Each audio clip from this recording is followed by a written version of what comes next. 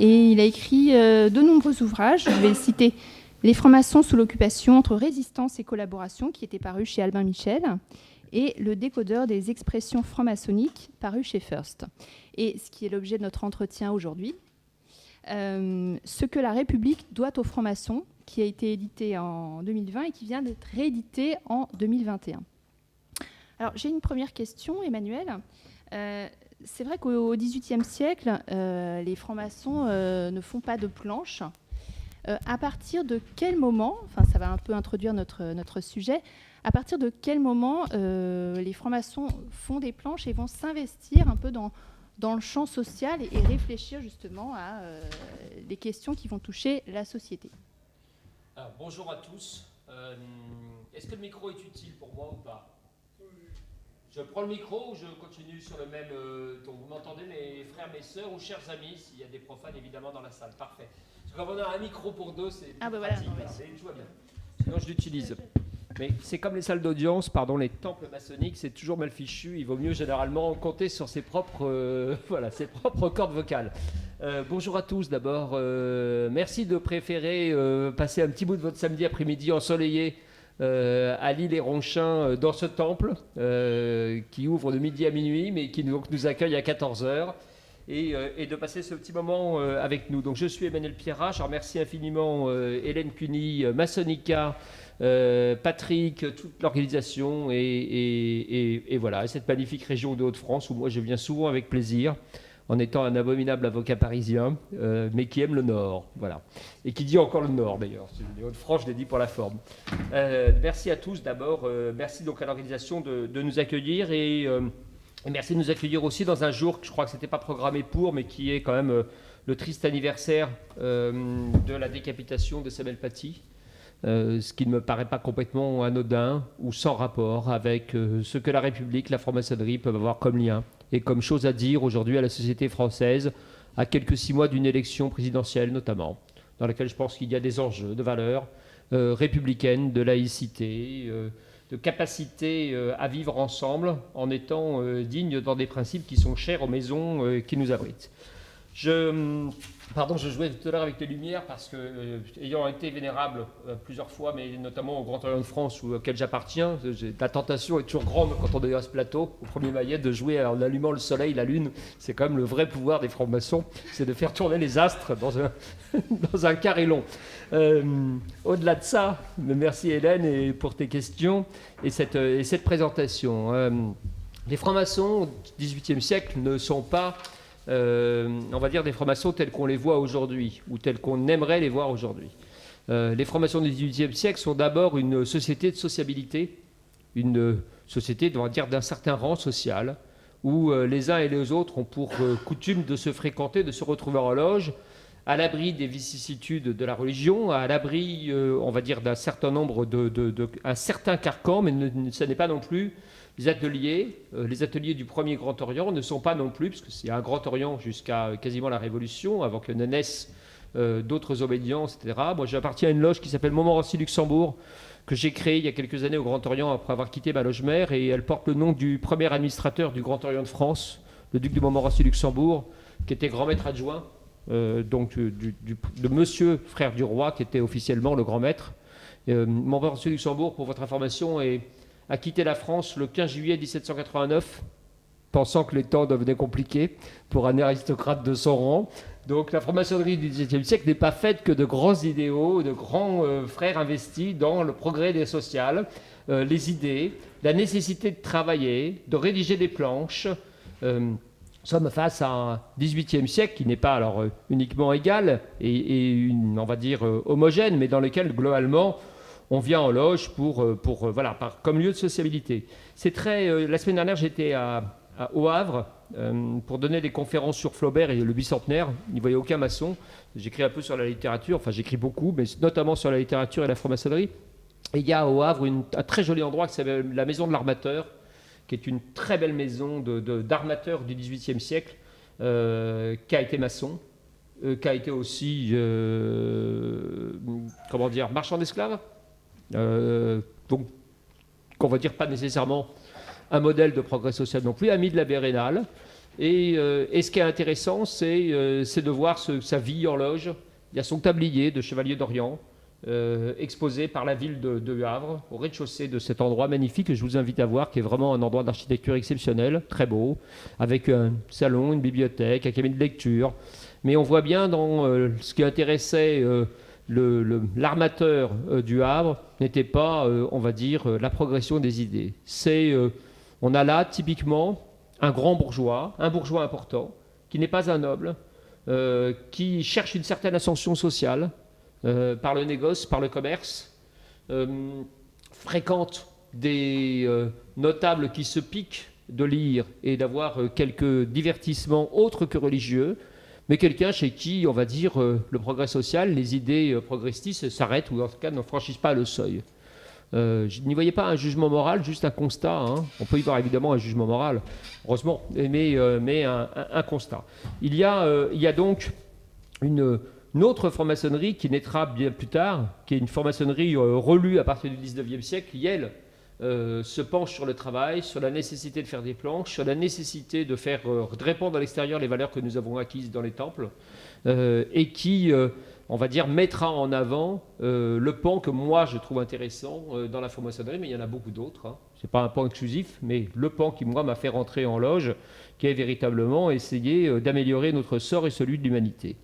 Il y a donc au XVIIIe siècle peu de travaux, peu de planches. Il y a des frères en revanche. Il n'y a pas beaucoup de sœurs, hein, comme vous le savez, au XVIIIe siècle. Voilà, les loges d'adoption sont une chose qui arrive plus tard, et la franc-maçonnerie de plein exercice chez les femmes n'arrivera que bien plus tard.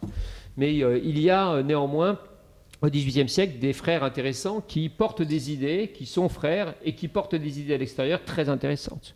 Puisqu'on célèbre le 40e anniversaire de l'abolition de la peine de mort en France, notre frère Guillotin, par exemple, au XVIIIe siècle, médecin pour le progrès et pour abréger les souffrances des condamnés, inventant donc la guillotine, qui peut nous sembler aujourd'hui comme une horrible barbarie, heureusement, et à mon confrère Badinter et à moi-même, mais qui, au XVIIIe siècle, est un progrès face à l'écartèlement et à la nécessité de faire souffrir le condamné ou le supplicié pendant de longues minutes pour arriver à le faire passer de vie à trépas et l'enlever de la société.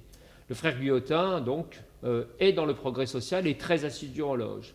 Les frères qui élaborent peu à peu l'idée selon laquelle la crémation, par exemple, serait une façon de terminer ou de passer à l'Orient éternel plus intéressante que les sacrements de l'Église et la nécessité d'avoir une concession dans un cimetière, d'autant plus que le cimetière au XVIIIe siècle n'est pas les grands cimetières urbains tels qu'on les connaît ensuite au XIXe siècle, construits à Paris comme le Père-Lachaise, Montmartre, etc. Il y a des cimetières qui coûtent cher, des cimetières par lesquels, évidemment, les sacrements ou les dernières cérémonies sont obligatoirement religieuses. Et pour des esprits éclairés, des esprits qui se veulent débarrasser du carcan religieux, la crémation est une façon de supprimer le monopole de l'Église. Et elle combattra très férocement cette idée totalement portée par les maçons, qui en feront finalement un fil rouge, si je puis me permettre cette expression, puisqu'on retrouvera cette idée jusqu'à un homme comme Pierre Simon, grand maître de la Grande Loge de France, dont j'ai écrit la biographie, qui a été grand maître de la Grande Loge de France dans les années 70 et dont les combats ont été de l'accouchement sans douleur, il est gynécologue, en passant par l'invention du planning familial, la contraception pour tous, l'avortement avec Simone Veil, et le dernier combat de sa vie, c'est la création en 1979 du droit de mourir, de l'association pour le droit de mourir dans la dignité, aujourd'hui présidée par Jean-Luc Reméro, et qui faisait un travail remarquable pour l'idée de finir dignement, reprenant ce travail selon lequel, de la crémation jusqu'à on va dire, une forme de fin de vie choisie et maîtrisée, on doit sortir du carcan idéologique religieux ou médicalo-religieux, tel qu'il a pu l'être quand les médecins disaient « tu enfanteras dans la douleur », reprenant par là le dogme de l'Église. Donc il y a, au XVIIIe siècle, pardon pour cette très longue réponse, mais je crois que c'est un peu l'idée dans une conversation de 45 minutes, il y a des individualités qui portent des idées très fortes, mais qui ne sont pas des idées qui prospèrent en loge. Ce sont des idées dont ils font état en loge un petit peu, mais qu'ils portent plutôt par le milieu social auquel ils appartiennent, les lettres, l'encyclopédie, et ainsi de suite. On trouvera après, évidemment, des choses très intéressantes qui mûriront au moment de la Révolution française. Vous le savez, j'ai écrit un livre qui s'appelle « Ce que la République doit à la franc-maçonnerie ». Elle peut aussi s'appeler « Et ce que la République ne lui doit pas », sous-titré. La Révolution française n'est pas une révolution maçonnique, Montmorency-Luxembourg et d'autres sont de l'autre côté de la barrière, comme pendant la Commune. Hein. Nos frères seront divisés en deux camps. Mais en revanche, on trouve dans la Révolution française des acquis maçonniques ou portés par des frères. Le plus beau que vous connaissez, parce qu'il est souvent représenté dans les temples, c'est la Déclaration des droits de l'homme et du citoyen de 1789, écrite dans différentes versions par les frères Sieyès, Mirabeau, Lafayette, et qu'on peut considérer comme le véritable acquis ou apport de la franc-maçonnerie durant la Révolution au sort de l'humanité, et qui est toujours une chose très importante, puisque c'est un socle juridique sur lequel nous plaidons toujours, moi comme avocat, sur lesquels nous faisons toujours avancer les droits pour l'égalité. Il est visé au préambule de la Constitution de la 4e et de la 5e République, donc c'est un bloc qui appartient au droit français et qui nous permet encore de temps en temps de combattre l'obscurantisme quand il se manifeste sous la forme d'un procès. Voilà, donc pardon pour encore une fois cette longue réponse, Hélène, mais il faudra attendre, je pense, le 19e siècle pour voir une franc-maçonnerie organisée, collective, porteuse de valeurs répandues, on va dire, par un ensemble de frères et puis ensuite de sœurs qui se sentent en mission. Ainsi. Okay. Alors justement, c'est là qu'intervient en fait un peu le schisme entre la maçonnerie anglaise et la maçonnerie française. C'est vrai qu'au XVIIIe siècle, les deux maçonneries se ressemblent. Les Français comme les Anglais ne travaillent pas sur des sujets de société, voilà, sauf à titre individuel, comme tu viens de le dire. Et à partir du XIXe siècle, il y a vraiment un schisme qui s'opère, une rupture qui s'opère avec la maçonnerie anglaise, et la notion de philanthropie va apparaître. Et avec elle, alors il faudra plusieurs décennies et puis arriver jusque finalement le milieu et la fin du XIXe siècle, la notion de progrès social. Alors comment les francs-maçons vont s'emparer de ces thématiques, et à partir de quand vont-ils être un peu force de proposition et s'ancrer dans la réalité et agir dans le champ vraiment social? Il y a plusieurs 19e siècles. À regarder, évidemment, pendant la Révolution française, la franc-maçonnerie est atone. Tous les ordres, quels qu'ils soient, sont dissous. L'ordre des avocats, les ordres maçonniques, tout ce qui peut ressembler de près ou de loin à une sorte de privilège ou une caste est aboli. Hein. Et on verra se reconstituer que très très très lentement l'idée de reprendre le travail dans les loges, plus la désorganisation, hein, tout simplement de la société. Le fait que toute la province est montée à Paris, la province qui réfléchit, qui veut bouger, hein, est montée à Paris. Beaucoup d'intellectuels, ou de forces puissantes de la maçonnerie sont en exil, encore une fois. Hein. C'est très très très bouleversé. Donc les travaux ne reprendront que peu à peu, et leur avènement, leur reprise sera véritablement, on le sait, facilitée par l'empereur, en tout cas par Bonaparte, dans différentes phases, qui n'est pas maçon, hein, ne délirons pas sur les pyramides et le voyage d'Égypte, mais qui est entièrement entouré de francs-maçons, et qui voit une façon de faire passer certaines idées, et une façon aussi de contrôler ces esprits susceptibles à tout moment de se rebeller ou d'être récalcitrants face au pouvoir.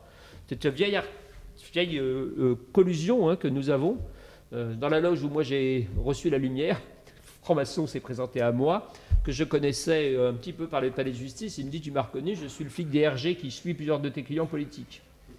Je suis formidable, bonjour mon frère, j'ai vraiment très venu de recevoir la lumière. C'était un maçon déjà éprouvé, de 7 ans et plus, et qui me dit: tu vois, ici, tout le monde sait que je suis flic au RG, parce qu'ici, il y a beaucoup de politique dans cette loge. Alors comme ça, je vais faire passer le message selon lequel il ne se passe rien de séditieux. Donc, et il dit: moi, ça me permet de continuer à maçonner, et puis d'assurer ici, au Grand Orient, une certaine stabilité, ou en tout cas un regard plutôt bienveillant de la part du pouvoir. Ça m'avait semblé un peu décoiffant, mais c'est ce qu'on retrouve en réalité. Napoléon incite très vite les rédacteurs du Code civil, tous les savants qui partent en Égypte, Vivant de Nom qui fait le Louvre, tous ces gens sont francs-maçons, tous ces gens œuvrent dans le sens d'une forme de progrès et de construction d'un idéal humaniste un peu tourné vers l'Orient, vers la construction, beaucoup de choses. Mais ils ne sont pas encore dans l'idée selon laquelle il va falloir construire collectivement. Hein. Ce sont beaucoup de gens qui se sont réunis dans les loges militaires, en campagne avec l'empereur. Ce sont des gens qui se parlent de la science, des avancées. Ce sont des gens qui ont été, notamment pour beaucoup, dans la loge des Neuf Sœurs, qui est la dernière très grande loge, très belle loge pré-révolutionnaire, celle dans laquelle est initié Voltaire, celle que préside notamment, pardonnez-moi, Benjamin Franklin, celle dans laquelle ont été Lafayette, celle dans laquelle est Cuvier, celle dans laquelle est Charles Perrault, celle dans laquelle se retrouve tout ce qu'il y a de plus beau dans l'esprit des Lumières. Donc scientifiques, lettrés, politiques, Mirabeau. Et ces gens se retrouvent embarqués dans l'aventure napoléonienne, mais par catégorie d'intérêt, les arts, les sciences, les lettres, l'armée. Mais ils ne forment pas un ensemble homogène construisant quelque chose qui porte la franc-maçonnerie comme constructrice de valeurs. Évidemment, la Restauration comprendra néanmoins que les francs-maçons sont du côté de l'empereur. Et évidemment, le coup sera très rude. C'est la première vraie grande volonté de réprimer la franc-maçonnerie. La franc-maçonnerie, elle est plus ou moins bien vue pendant tout le XVIIIe siècle. À Versailles, il y a quand même la loge des petits appartements. À Versailles, il y a quand même beaucoup de choses. Louis XV a été initié, Louis XVI ne l'est pas, malgré les rumeurs. C'est assez partagé, mais c'est globalement quelque chose qui est proche du pouvoir, mais sans plus. Sous la Révolution, ça disparaît, pour des raisons que j'ai expliquées. Sous l'Empire, ça renaît pour des raisons de maniement politique et puis d'intérêt mutuel. Et sous la Restauration, c'est la première répression. C'est la première répression parce qu'on a là ou des révolutionnaires ou des bonapartistes. Donc il est hors de question pour Charles X, il est hors de question pour Louis XVIII d'avoir proche du pouvoir des gens qui appartiennent aux loges et portent des idées qui amèneront évidemment ensuite alors il y a beaucoup de choses, mais notamment pour faire un grand saut dans l'histoire à la Seconde République, à la Deuxième République. Donc il y a une répression très forte et la fermeture des loges, qui sera la première. La deuxième grande répression, vous la savez malheureusement, elle est assez proche de nous, c'est celle de Vichy. Et c'est celle des lois du maréchal Pétain contre les sociétés secrètes et puis qui serviront de modèle aux lois contre les juifs, tout simplement.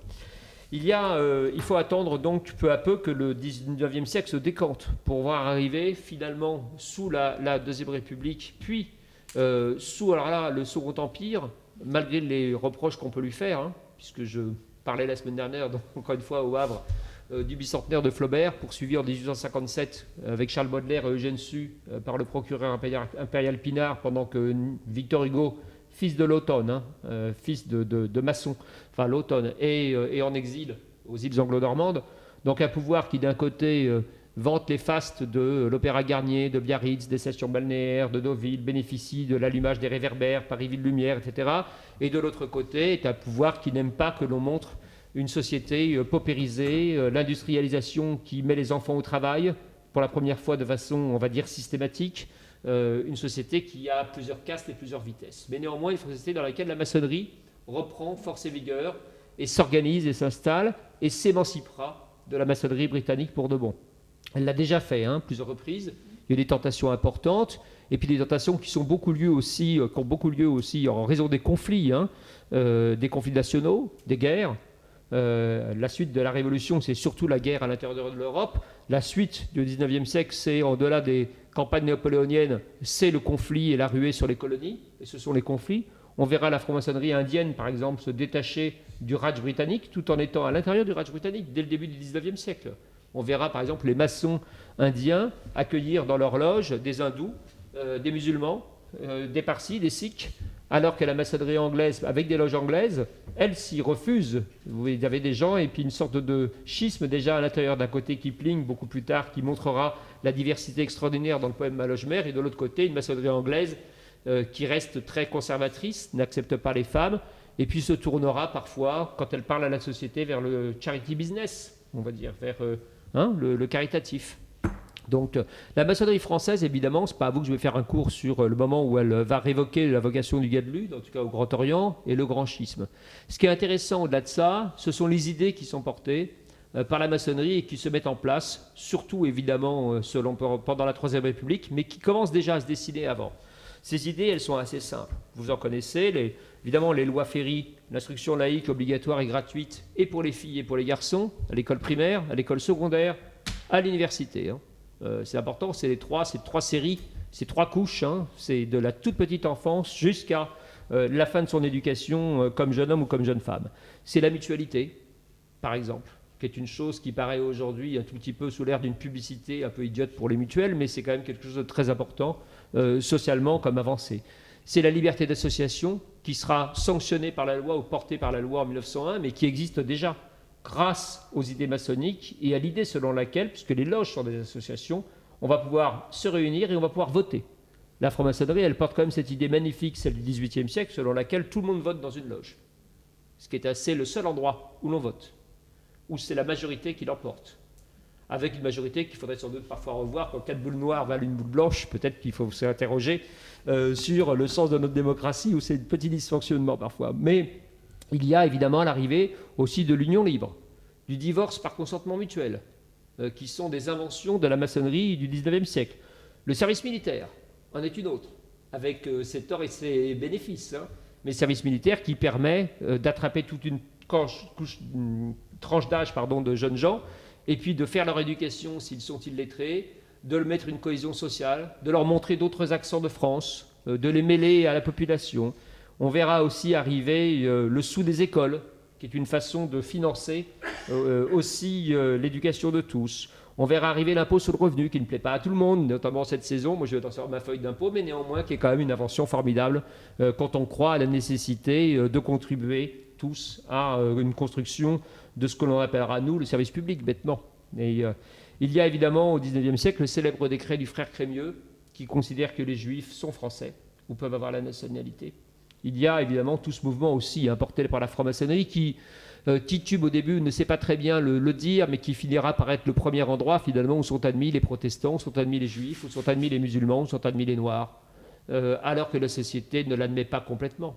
Du chevalier de Saint-Georges au XVIIIe siècle jusqu'à nos frères les plus porteurs de valeurs républicaines, émancipatrices au XIXe et au XXe siècle, ce que la franc-maçonnerie a apporté comme libérateur des Antilles, des Caraïbes, d'Haïti, d'Amérique du Sud, tout cela est une idée continentale, c'est-à-dire française, de la franc-maçonnerie.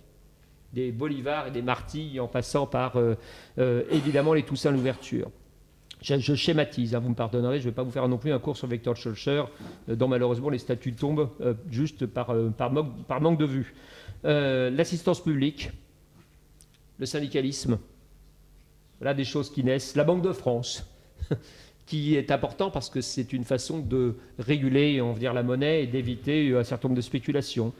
L'étatisation des chemins de fer. Voilà une chose très belle au XIXe siècle, qu'on a failli abandonner il n'y a pas si longtemps dans la République des services publics, mais l'idée selon laquelle le chemin de fer est un progrès social et que donc il doit être contrôlé par un service public et non pas laisser uniquement à la loi des marchands, à la loi de l'offre et de la demande, mais que ça doit être une façon de conquérir ou de rallier tout le territoire et de le connecter.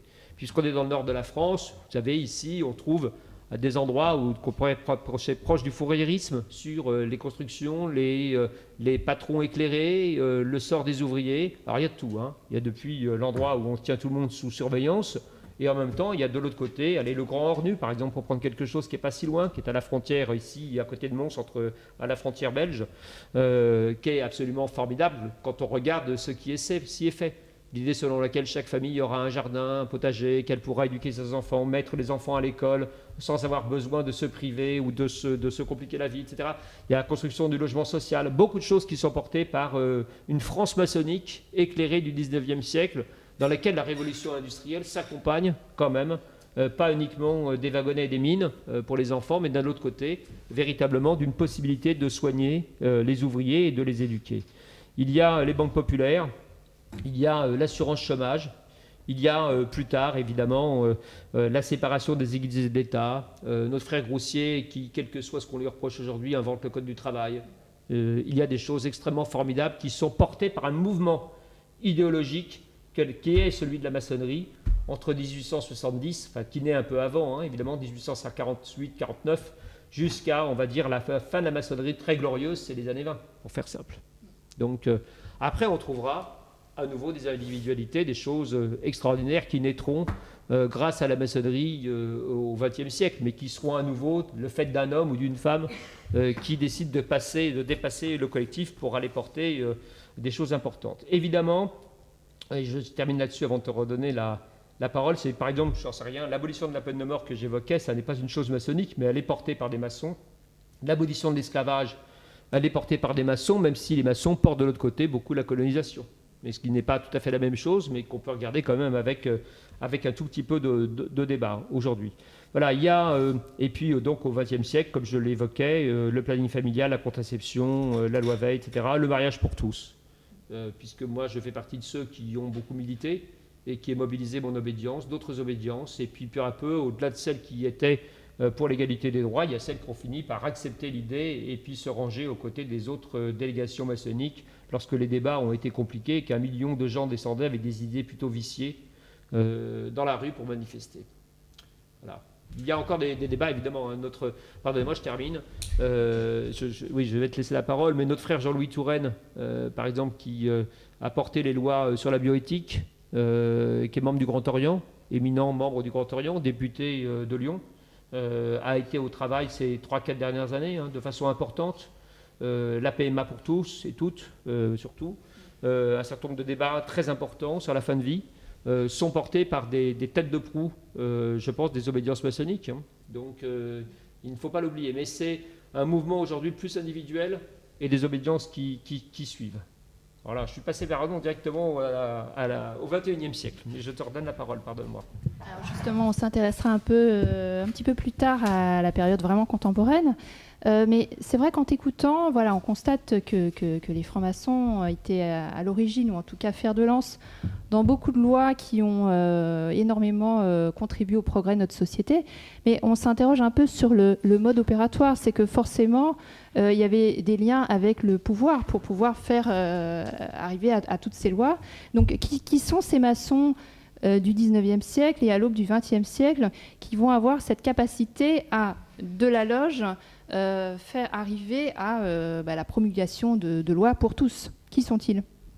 Et comment opèrent-ils? Et est-ce qu'à un moment donné, je me fais un peu l'avocat du diable, est-ce que, surtout pendant la Troisième République, est-ce qu'il n'y a pas eu une collusion justement entre maçonnerie et pouvoir sur justement un certain nombre de lois?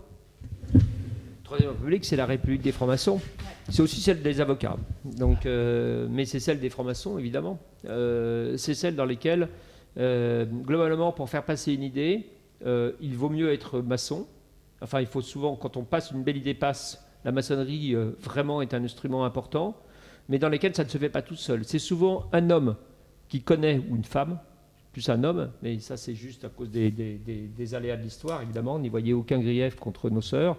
Mais ce sont d'abord donc un homme ou des individualités porteuses d'un savoir ou d'une science ou d'une compétence, véritablement, et d'une vision de la société, qui ensuite commence à tester ses idées à l'intérieur de la loge, rallie un certain nombre de personnes autour de lui, n'hésite pas à aller plancher dans les loges où se trouvent les relais du pouvoir, ramène à lui et agrège un ensemble de porteurs, on va dire de leaders d'opinion, dirait-on aujourd'hui, et ensuite vient voir généralement le grand maître ou fait passer le message au conseil de l'ordre de l'obédience, fait passer le message au convent, fait passer le message à un moment ou à un autre dans un rassemblement qui permet véritablement de mettre l'obédience en ordre de marche. Et on voit ensuite, ce réseau maçonnique extrêmement fort qui posera beaucoup de problèmes à Pétain, dans les volontés de radier les maçons de tout le corps public, la chasse aux instituteurs, la chasse aux proviseurs, la chasse aux médecins dans les hôpitaux publics, la chasse aux conseillers régionaux, enfin de ce qui sera l'équivalent des départements créés par Jules Ferry quand même globalement. Il y a donc une emprise dans le bon sens du terme, de la maçonnerie dans la société, porteuse de valeurs publiques, porteuse d'un message public ou du bien public. Le bien public, c'est quoi? C'est la médecine, d'abord, c'est l'éducation, c'est le droit, pour faire simple. Si je prends un exemple que j'ai déjà pris, mais alors qui est plus tardif, mais qui pour moi est très révélateur, parce qu'il a le mérite d'être extrêmement... Enfin, moi, je me suis plongé pendant longtemps dans les archives, celui de Pierre Simon. Il est beaucoup plus tardif, il est dans l'après-guerre, après la Seconde Guerre mondiale. Mais il a le mérite parce qu'on a un problème, on a récupéré nos archives, comme vous le savez, comme tu le sais. Il y a quelques années, elles avaient été embarquées à Moscou. Vous connaissez l'histoire, les archives des loges et des obédiences ont été pillées par les forces de Vichy, emportées lors de la fermeture des obédiences et des temples. Elles ont été d'abord utilisées, données à la Bibliothèque nationale de France où elles ont été traitées, avant ensuite d'être envoyées à Stuttgart, qui était donc se trouvait l'Institut supérieur des études nazies, où on cherchait à savoir ce que les maçons pouvaient avoir comme pouvoir supérieur. Bon courage. Mais c'était quand même dans les idées farfelues des nazis et des dignitaires. C'était, vous savez, Hitler cherchait si les lamas tibétains avaient vraiment le pouvoir de l'éviter. Enfin bref, c'était gratiné. Et donc les archives sont parties là, et puis après, en remontée à Berlin, et puis à Berlin, évidemment, à la chute du Reich et à l'arrivée de l'armée rouge, elles ont été emportées à Moscou. Pourquoi à Moscou? Parce qu'il y avait beaucoup de Russes blancs qui étaient quelque part installés en France, l'Étoile polaire, à la Grande Loge de France, toutes ces loges dans lesquelles étaient des opposants politiques au régime de Moscou. Donc elles ont été regardées ensuite, et puis conservées et rendues il y a seulement une quinzaine ou une vingtaine d'années aux obédiences françaises. Alors, donc, on a encore beaucoup de choses à éplucher. Donc, moi, les archives, en revanche, auxquelles on a accès, sont celles qui, beaucoup plus facilement, ce sont celles qui existent depuis 1945 jusqu'à aujourd'hui. Et dans ces archives, moi, je me suis penché un jour, j'étais à un dîner de la Grande Loge de France, une sorte de dîner officiel que fait chaque année la Grande Loge de France, qui n'est pas mon obédience, mais dans laquelle je suis de temps en temps bien vu. Et j'avais écrit dans un livre du bien du docteur Simon, que je ne connaissais pas bien, mais qui avait été grand maître de la Grande Loge de France, cet homme qui a donc porté plusieurs lois. Et sa fille se présente à moi, qui est chercheuse, pas maçonne, profane, qui est une femme formidable, directrice d'études à l'école des études en sciences sociales, qui a écrit un livre, qui est vraiment une tête formidable, seul défaut de ne pas être maçonne. Donc Perrine Simon, que j'aime vraiment beaucoup, Perrine Simon Naoum, et elle me dit, venez regarder les archives de mon père, parce que je pense que ça vous intéressera de vous pencher sur ce que la maçonnerie a été capable de faire. La maçonnerie masculine, la Grande Loge de France, toujours fermée aux sœurs, capable de faire en faveur du droit des femmes à disposer de leur propre corps. Et là, on voit la méthode qui se met à l'œuvre. C'est simple. Pierre Simon, il est, comme vous pouvez le deviner peut-être à son nom, mais ce n'est pas obligatoire, il naît en 25 juif alsacien, dans une grande famille de juifs alsaciens. C'est la grande tradition des juifs alsaciens, de Dreyfus à ce que vous voudrez. Il y a des gens formidables et un côté très républicain, très athée, ou très laïque plutôt, qui est très représentatif de cette population, entre guillemets, de Français. En 40, vous imaginez que si vous avez 15 ans, vous êtes juif, l'avenir ne se présente pas au mieux qu'il soit. Il y a deux possibilités. Il y a une qu'il ne faut absolument pas blâmer, c'est se cacher, prendre la fuite, partir, s'exiler. Et puis il y a ceux qui décident, d'une façon ou d'une autre, de tenir bon à l'adversité. Pierre Simon est envoyé quelque part près de la frontière suisse, dans la montagne, dans une famille où on lui dit de ne pas être juif, de ne pas dire qu'il est juif, et dit non, c'est trop couillon, et décide de faire passer des enfants, de faire passer la frontière aux enfants, en leur faisant apprendre des enfants juifs. Il leur fait apprendre des noms d'emprunts, et il leur fait apprendre Maréchal de Voilà, qu'il fait chanter en prenant le train, pour passer la frontière. Pour le premier acte de bravoure, il le dit très bien, il dit « j'avais le choix entre rester les bras ballants, me cacher ou faire quelque chose ». En 1945, il hésite, il a 20 ans, il veut être comédien, il est ami d'Émile Marceau, et puis il aime la médecine, dans sa famille il y a des médecins, et il se dit peut-être les deux peuvent faire du bien à l'humanité, faire rire, distraire, et puis de l'autre côté soigner. Et avant de prendre une décision, il va assister au procès de Nuremberg, parce qu'il veut comprendre ce qui s'est passé. Et il va passer plusieurs mois au procès de Nuremberg comme auditeur, assis dans la salle d'audience, à écouter les bourreaux nazis défiler et les juges américains leur parler. Il ressort de là totalement chamboulé, et il décide de devenir médecin, de se rendre au service de ses frères et sœurs humains. Il fait ses études, il rentre, il est interne et il s'occupe des prostituées à Montmartre, dans un hôpital public juste à côté, et il voit ce qu'est la misère, ce qu'est l'horreur, ce qu'est la contrainte, ce que sont les filles qui avortent pour pouvoir continuer à travailler, ce que c'est que les maladies vénériennes, ce que c'est aussi que les filles qui accouchent toutes seules dans leur chambre de bonne. Et il est avec le dogme des médecins, de ses confrères, de ses pairs qui lui disent « Non, mais il faut enfanter dans la douleur, d'autant plus quand on est une prostituée ». Et il sait, c'est un homme ouvert, qu'il existe déjà des méthodes créées par les soviétiques à Leningrad, le professeur Alexeïev, qui ont préparé l'accouchement sans douleur et la possibilité de libérer de ce moment abominable dans lequel on donne la vie en hurlant de souffrance.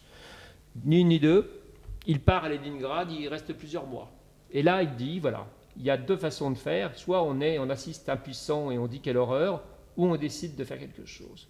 Il rentre en loge à la même période. Quand il revient de Leningrad, il dit « Je n'avais pas survécu au nazisme et je n'avais pas vu les conneries du stalinisme pour ensuite choisir une religion politique. » Il dit il rentre à la Grande Loge de France et il dit « J'ai trouvé une sorte de juste milieu. » Et de ce juste milieu, il en fait sa première caisse de résonance. Il fait deux choses. Il revient, il apporte la technique de l'accouchement sans douleur à la clinique des Bleuets, qui va ensuite être diffusée en moins de 2 ans dans toute la France grâce à cela.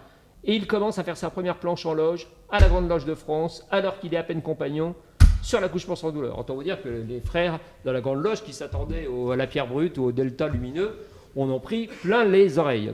Et le bruit s'est fait très vite. Il a été invité à plancher dans d'autres loges, très jeunes maçons, il n'est pas encore maître, à plancher, et on le fait venir. Et des gens du ministère de la Santé qui sont des frères le font venir pour plancher. D'abord, parce que c'est une façon plus habile d'écouter son propos. Et c'est un propos d'homme de science, c'est un propos de gynécologue, c'est un propos d'endocrinologue, et qui très vite, par la maçonnerie, rencontre des hommes et des femmes qui leur permettent de créer ce qu'on appellera la maternité heureuse, et qui deviendra ensuite le planning familial, quand ça deviendra plus ou moins légal.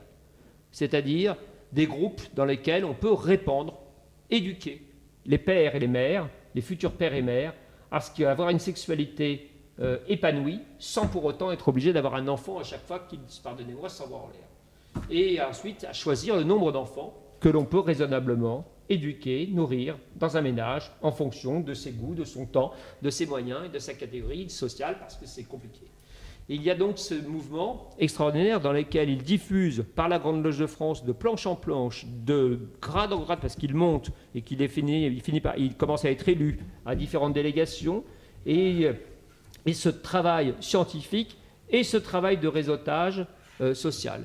Et puis il y a ce type qui est formidable, qui décide que pour avancer, la maçonnerie c'est formidable, mais évidemment ça n'est pas public. Et donc il dit d'un côté il y a le réseau, il ne s'en cache pas. Et de l'autre côté, il faut apprendre à communiquer. Donc il va notamment dans la République de Chine, chez Mao, apprendre la propagande de l'enfant unique. C'est décoiffant. Et il dit, j'ai besoin d'apprendre les techniques de propagande. Comment on explique au peuple, aux gens, comment faire pour leur bien, pour l'ensemble de la société. Donc c'est ahurissant comme façon de faire. Et il attrapera, je vais terminer sur ça bientôt, dans sa méthode, il cherchera notamment, quand il passe à l'étape suivante, chaque fois il y a une étape suivante. Dès qu'il a une victoire, il dit qu'est-ce qu'on peut faire derrière. Aucun contentement, on célèbre un soir, on boit du champagne, et dès le lendemain on dit quelle est l'étape suivante. L'étape suivante, après avoir mis sur pied la maternité heureuse et le planning familial, où on parle librement de ce qui est interdit. Pierre Simon est arrêté plusieurs fois, il fait des conférences publiques, il fait des planches en loge. Quand c'est une planche en loge, ça va. Quand il fait une conférence publique dans une mairie, il est arrêté. Parce qu'il prône le droit à la contraception qui est interdit depuis le 14-18, puisqu'il fallait repeupler la France. Donc il y a une loi de propagande antinataliste des années 20 qui interdit de présenter favorablement des contraceptifs, quels qu'ils soient.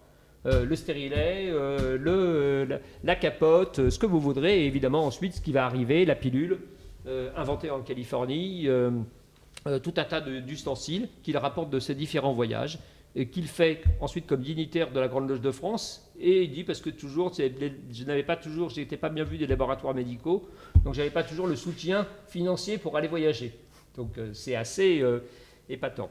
Il décide donc, une fois que la maternité heureuse est devenue le planning familial et qu'il y aura 6 millions d'adhérents quand même à cette histoire illégale, qu'il faut faire passer la contraception. Donc vous le connaissez, c'est Lucien Neuwirth, qui sera le rouage essentiel. C'est très simple, il prend la carte des députés, il regarde qui est maçon et qui est médecin. Et il dit, je ne vais pas chercher un médecin normal, parce que l'ordre des médecins a été créé sous Vichy. Il y a beaucoup de médecins réactionnaires. Et il dit, j'ai plus de chances de trouver un médecin ouvert en regardant les médecins qui sont membres de la Grande Loge de France ou du Grand Orient.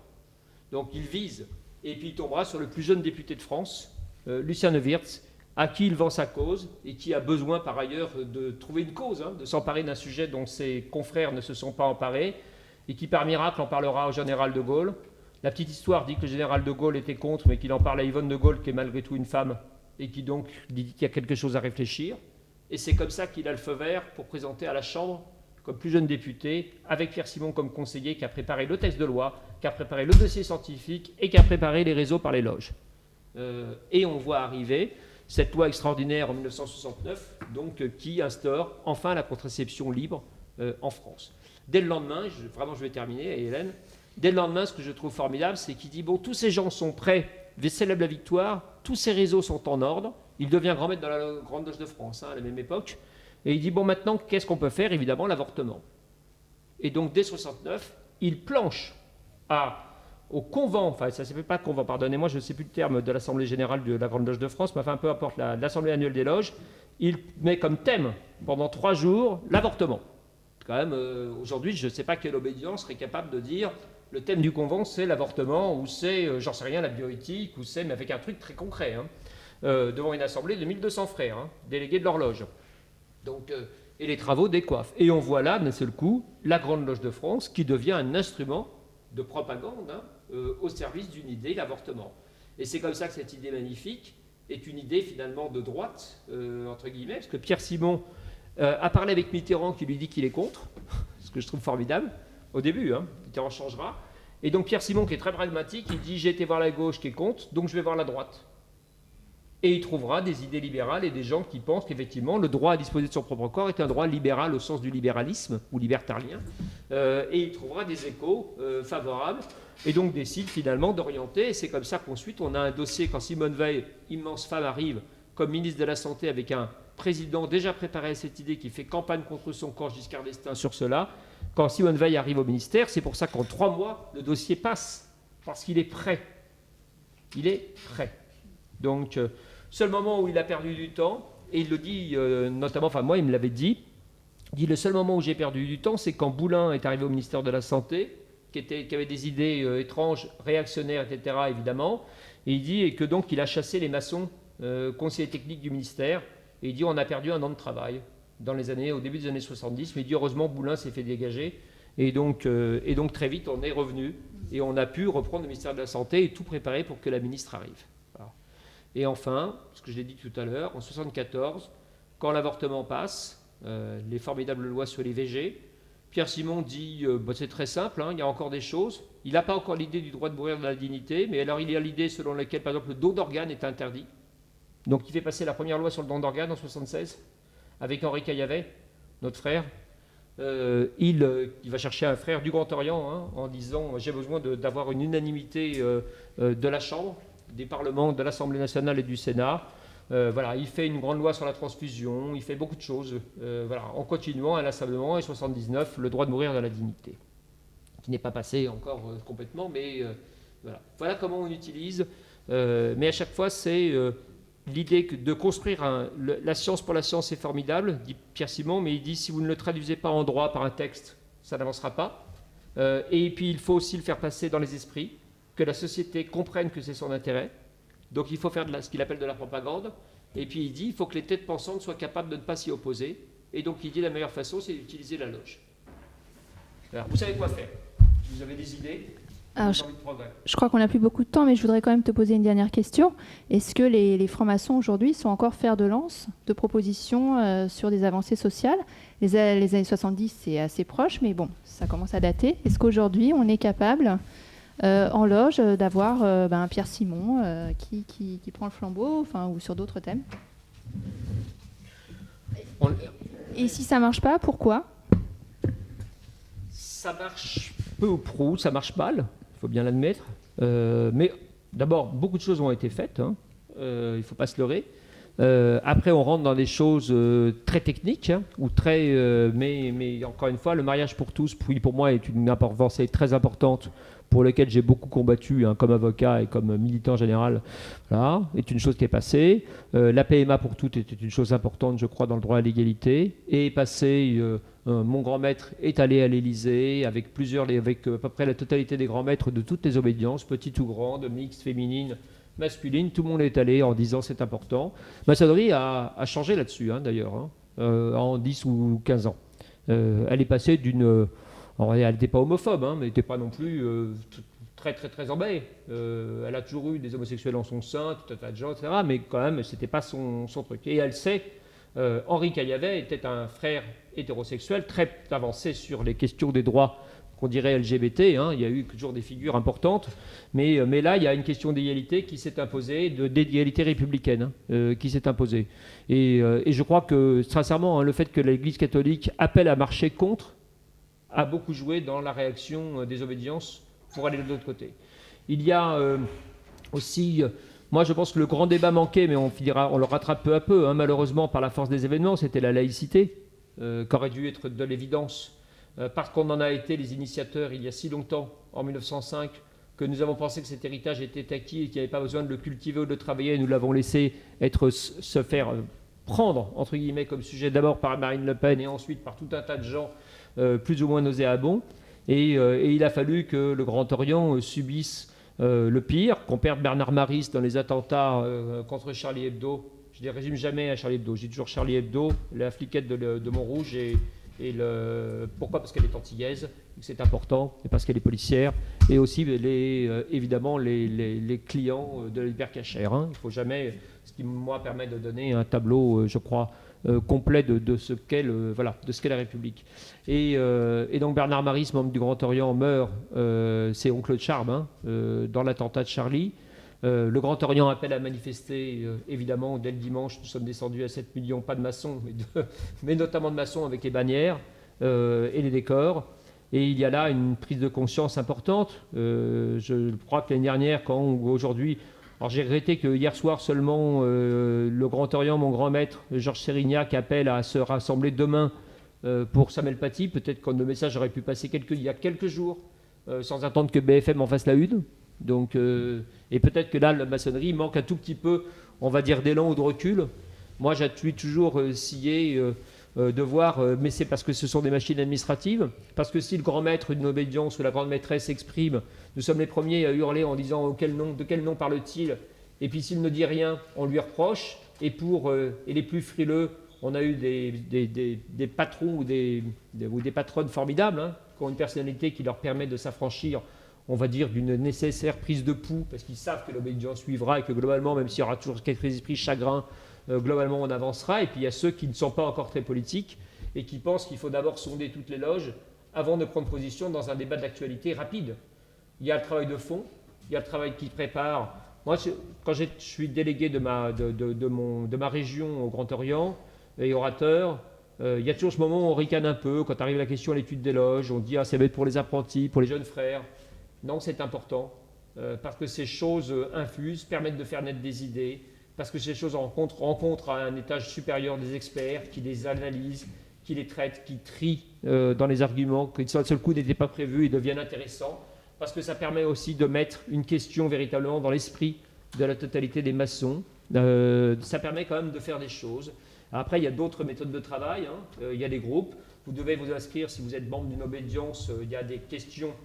Il y a des commissions, il y en a une sur la laïcité au Grand Orient, il y en a une sur le revenu universel, il y en avait une que moi j'ai présidée sur le développement durable, en essayant d'avoir une articulation un peu réfléchie. Et j'ai toujours dit que le développement durable au Grand Orient, ce n'était pas pour protéger les animaux, ce que serait une chose formidable, mais c'est d'abord de l'humain, notre mission. Hein. C'est comment améliorer le sort de l'humanité. Donc c'est pas uniquement résumé à pour ou contre la nature, c'est plutôt comment éviter qu'il y ait des migrants, comme un problème des réfugiés, de migrants climatiques, de migrants politiques, comment éviter 100 000 choses qui sont importantes. Donc il y a un travail qui est fait, on en voit parfois le fruit, où on l'analyse, où on découvre que c'était le travail des loges a posteriori, parce que les obédiences ne communiquent pas nécessairement, aussi de peur d'un seul coup d'avoir des adversaires. Et nous avons eu ces dernières années à des manifs le samedi après-midi des attaques des temples, nous avons eu des menaces de mort, nous avons eu beaucoup de difficultés. Moi je regrette simplement, il y a ce travail de fond dont on peut ne pas parler tout de suite, mais qu'il faut revendiquer ensuite pour faire comprendre, notamment aux plus jeunes membres ou aux profanes qui s'interrogent et qui nous regardent pour savoir ce qu'on fait, leur dire qu'on n'y fait pas que des réunions chaleureuses et fraternelles, mais aussi qu'on essaie de penser, et c'est le but de la maçonnerie, aux autres à l'extérieur, à nous-mêmes, à notre groupe, mais aussi à s'améliorer nous-mêmes, mais évidemment à améliorer l'extérieur étant la société. Il y a simplement mon simple regret, c'est à chaque fois, il faut attendre l'entre-deux tours de la présidentielle et qu'un démon soit susceptible de l'emporter au second tour, en tout cas soit présenté, pour que d'un seul coup les obédiences au milieu de l'entre-deux tours, en même temps que le débat sur BFM ou sur France 2, disent « Ah oui, il serait bien de ne pas voter pour Marine Le Pen, de ne pas voter pour Éric Zemmour, de ne pas voter... » Voilà. Je trouve que c'est des choses qui devraient se préparer un tout petit peu à l'avance et que globalement, il y a peu de chances, très sincèrement, enfin je l'espère, que l'on se mette à appeler pour à voter pour le Rassemblement national. Donc comme on le sait déjà et que c'est unanime dans les obédiences, je trouve que ça serait bien de prendre part au débat public en envoyant un message à l'avance, sans attendre d'être les derniers de la société française. Puisque nous sommes les seuls dans lesquels ces gens ne sont pas les bienvenus, nous sommes le dernier endroit de la République où ces gens ne sont pas acceptés et ne sont pas tolérés, où leurs idées ne sont pas tolérables. Nous devons, je le pense, nous avons le devoir de le rappeler, de le montrer, même si cela fâche un petit peu, heurte un petit peu, et de le dire en amont. Moi, je suis fier d'appartenir à la franc-maçonnerie, en ce sens que lorsque je siège au Conseil de l'Ordre des avocats de Paris, malheureusement, on y admet des débats et des élus qui viennent de syndicats proches de ces officines d'extrême droite. Lorsque je siège dans d'autres instances, on trouve normal qu'ils y soient représentés, et je trouve heureux d'être dans un espace dans lequel cette pollution violente et de haine n'est pas la bienvenue. On peut débattre en loge de beaucoup de choses, on ne peut ne pas être d'accord avec ses frères et ses sœurs, c'est là que la construction de la parole, elle sert à ça, notre méthode maçonnique sert à ça, mais on ne peut pas accepter l'inacceptable, et c'est pourquoi nous devrions le faire savoir et rappeler qu'il y a un espace dans lequel on peut parler ici, en toute égalité, avec les êtres humains, à partir du moment où ils acceptent l'égalité des autres êtres humains. J'ai dit. Eh bien, merci à vous de nous avoir écoutés, surtout Emmanuel Pierrat. Est-ce qu'on a un temps pour des questions ou non? Non. Ça va être dur. Bon, ouais. Oui, ça va être dur parce que... Alors, une ou deux. Bon, ouais, parce qu'Emmanuel doit... Ah, il y a des allez, questions, Emmanuel, je te laisse. Allez, 2 questions. C'est facile à soudoyer un ordinateur de salon. Hein.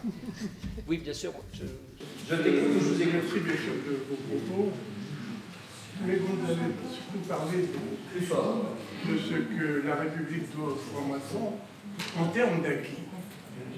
Est-ce que vous pouvez nous parler aussi en termes de fonctionnement? Parce qu'une des critiques qui est faite à la franc-maçonnerie, c'est du rôle qu'elle joue éventuellement et du rôle et de l'influence qu'elle a éventuellement sur le politique. Et on a beaucoup critiqué la 3e et la 4e République. La franc-maçonnerie est un système humain, hein. Évidemment, à partir du moment où nous sommes capables d'avoir des fruits pourris entre nous et de partir du mauvais côté. Vous connaissez ce film qui s'appelle Force occulte, qui est un film abominable, réalisé par la propagande de Vichy, mais par des frères. Un scénariste et un réalisateur, Marquès Rivière notamment, qui est issu de nos obédiences et qui montre dans ce film de fiction, mais totalement de propagande, qui est assez court, hein, qui fait 55 minutes, 1h05, on voit un député dans les années 30, au moment où il y a eu les médailles, le canal de Panama, l'affaire Stavisky, évidemment, surtout Stavisky, des affaires qui compromettent, qui mélangent la vie des affaires, les réseaux, les loges, avec ce qu'il y a de pire hein, dans la maçonnerie, qui a repensé aux cartes de visite avant de penser même comment va son frère et celui qui est assis à côté de soi, comment va celui qui est absent en loge et dont on devrait s'inquiéter. Il y a cette maçonnerie qui heureusement n'est pas majoritaire mais qui existe. Et il y a donc ce jeune député qui est approché par un frère qui lui dit « tu devrais venir chez nous ». Et sa femme est une blonde arienne qui lui dit « c'est abominable, ces gens sont des magouilleurs, ne y va pas ». Et il lui dit « mais si, il faut leur faire confiance, il faut être de bonne foi, etc. etc. Ces gens ont l'air de faire des choses intéressantes ». Ce film a été tourné, vous le savez, au Temple Corneloup du Grand Orient de France, une fois qu'il a été fermé par Vichy, par la police française. Hein. Encore une fois, ce n'est pas les Allemands qui demandaient la fermeture des temples. Hein. Et Vichy a toujours été très zélé hein, dans cette matière. Vous savez, Pétain, le grand discours, c'est un juif n'est pas responsable de sa naissance, un franc-maçon est toujours de son choix. Donc, ce film est tourné, mais il est tourné très intelligemment parce qu'il est tourné par des maçons qui voient comment on peut présenter un rituel impeccable, ils mettent des décors, ils utilisent le temple, ils suivent un règle français que je trouve assez approprié, assez bien fait, il est résumé pour un film. Hein, et là où il y a un moment redoutable, c'est que le jeune député initié, la prise de parole des frères pour le féliciter et tu auras 10% chez moi, je vais te mettre en contact avec X et Y et tout tourne à une caricature de réseau commercial. Et en même temps, on voit bien que ce n'est pas totalement faux. C'est caricatural parce que ça se passe à découvert pratiquement en quelques secondes, mais il y a quelque chose dont il faut être capable de se prémunir et de ne pas donner des frères ces dernières années ont donné dans le sud-est de la France, puisqu'on est dans le nord, on peut se permettre de taper un peu sur la Méditerranée, mais dans des obédiences ont eu des dérives et des pratiques qui ne sont pas en faveur de la franc-maçonnerie. Et moi je suis, comme vous le savez, je suis public, je signe, je ne demande pas aux autres de le faire, mais je trouve important que des maçons prennent la parole en essayant de porter des valeurs qui ne sont pas celles des frères la gratouille, pour faire simple, ou des frères la magouille. Et je trouve dommageable que ces dernières années, nous n'ayons pas assez de porte-parole, si je puis me permettre, de nos obédiences pour contrer et montrer qu'il y a d'autres visages. Et je suis le premier, à chaque fois qu'on me dit la franc-maçonnerie c'est formidable, regardez, Salvador Allende a été initié, je dis oui, on a aussi initié Pinochet. Donc il faut arrêter de faire une vision angélique de ce qu'a été la franc-maçonnerie. Elle est humaine. Et il faut combattre parce qu'elle est humaine. Il faut être particulièrement vigilant chez nous de la façon dont ça se passe. Je suis président d'une fraternelle, qui n'est pas une chose facile, et qui normalement n'est pas admise au Grand Orient, à part la fraternelle parlementaire.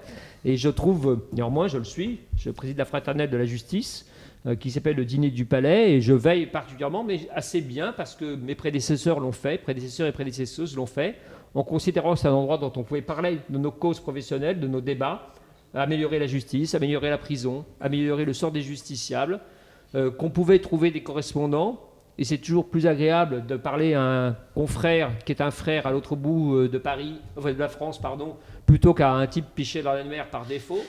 Mais il est hors de question de transformer cet endroit formidable de réflexion en un déballage d'envoi de dossiers et surtout de compromission des juges. Et je me flatte, je suis très heureux de voir que les magistrats qui ne hésitaient à venir publiquement prendre part à nos travaux le font de nouveau, malgré ce qu'on dit dans les médias sur la magistrature, la République, la compromission, etc., la politique. Voilà.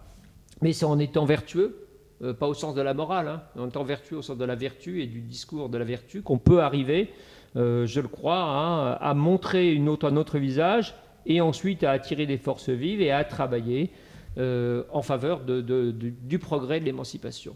Mais c'est compliqué, je te l'accorde, je te l'accorde.